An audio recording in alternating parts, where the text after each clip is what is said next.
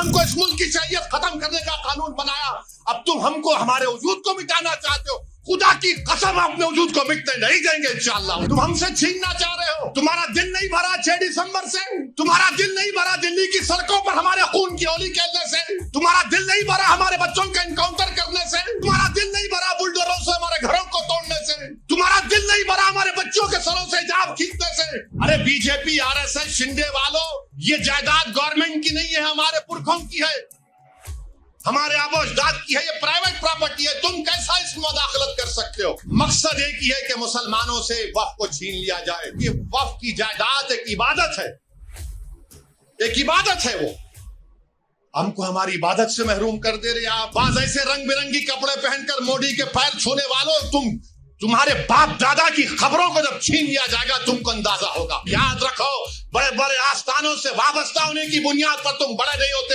اللہ کا خوف اور اس کے حبیب سے محبت تم کو بڑا بناتی. وہاں جا کر بول رہے نہیں ایسا نہیں ہے. ارے تمہارے باپ کا ہے یہ وقف, تمہارے باپ کا وقف ہے یہ اللہ کے نام پر کیا گیا وقف ہے, اس کا مالک اللہ ہے.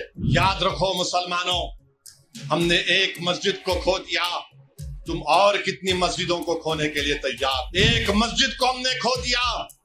یاد رکھو اگر یہ خدا نخواستہ قانون بنے گا تو صرف کاشی متھرا نہیں, کوئی مسجد نہیں بچے گی بھارت میں جو جھگڑے شروع ہو جائیں گے. اگر آپ دیکھیں گے تو ہر طریقے سے, ہر زاویے سے آپ دیکھ رہے ہیں کہ جائیداد کو مسلمانوں سے چھین لیا جائے.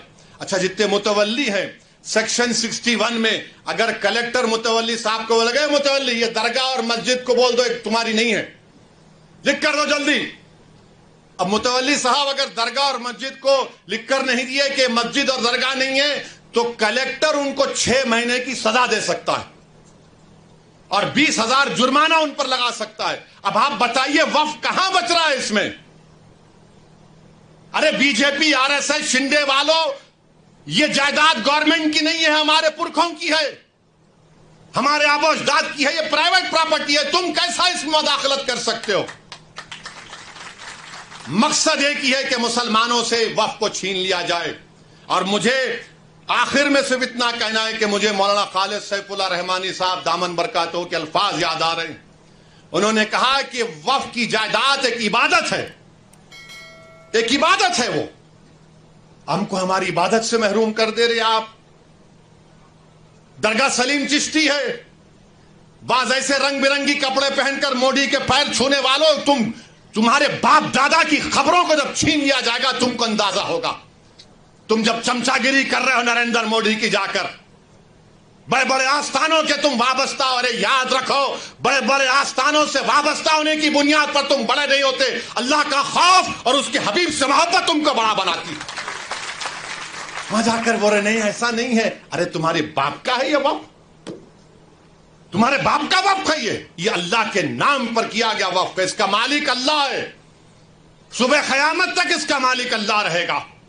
مگر یہ لوگ جا کر چاپلوسی کر رہے ہیں, چمچا گیری کر رہے ہیں.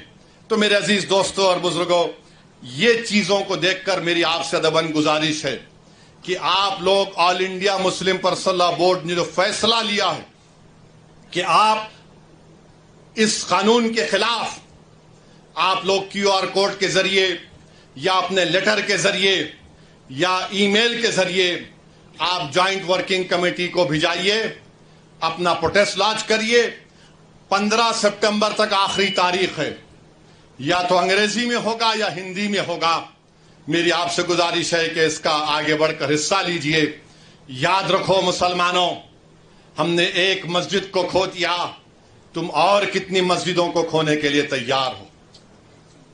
ایک مسجد کو ہم نے کھو دیا. یاد رکھو اگر یہ خدا نخواستہ قانون بنے گا تو صرف کاشی متھرا نہیں, کوئی مسجد نہیں بچے گی بھارت میں جو جھگڑے شروع ہو جائیں گے. مسجدوں کو بند کر دیا جائے گا, کلیکٹر بولے گا نہیں مسجد نہیں ہے, خانقاہوں کو درگاہوں کو بند کر دیا جائے گا. اس طرح کا گندا قانون نریندر مودی بنا رہے ہیں.